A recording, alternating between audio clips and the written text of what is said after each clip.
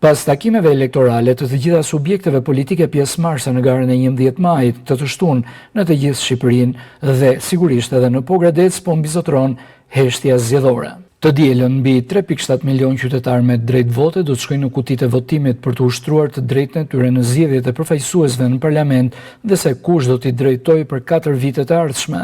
Në qarkun e Korçës votojnë 293.000 votues nga këta 16.000 në diasporë. Erja e këtyre zgjedhjeve është vota e diasporës, ku sipas të dhënave nga Komisioni Qendror i Zgjedhjeve, më shumë se 245.000 persona janë regjistruar për të marrë pjesë në këtë proces.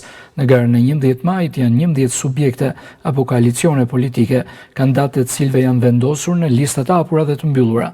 Çdo subjekt garon me 186 kandidat në listën e votimit Komisioni Qendror Zgjedhor, ku 46 janë nga listat e mbyllura.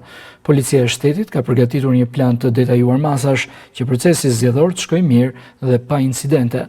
Në të gjithë Shqipërinë gjenden 93 objekte zgjedhore ku janë vendosur komisionet e KZZ-ve dhe 5.225 objekte që do të shërbejnë si qendra votimi ditën e votimit.